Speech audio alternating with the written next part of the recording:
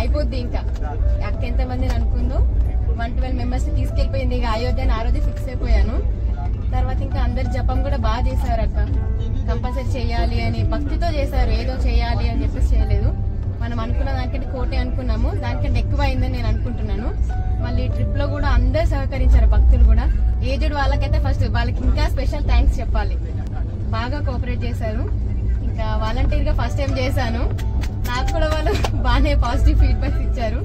వాళ్ళు చెప్పిన తర్వాత నేను కూడా నెక్స్ట్ ఇంకా ఇలా ముందుకు వెళ్ళగలను, మీ ట్రస్ట్ లో నేను కూడా వాలంటీర్ గా చేసి నా వరకు సహాయం చేయగలను అని చెప్పేసి ఒక కాన్ఫిడెన్స్ అయితే వచ్చింది.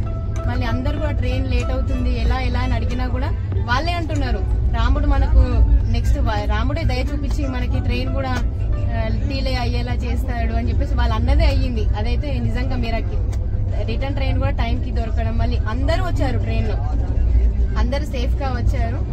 అది బాగా అనిపించింది నాకు. ఫైనల్ గా రామాంజనేయ చారిటబుల్ ట్రస్ట్ ఇంత మంచి సేవలు చేస్తున్నారు కదా, దీనికన్నా ఇంకా ఇప్పుడు 112 మెంబర్సే వచ్చారు. నెక్స్ట్ 1000 మెంబర్స్ 2000 అలా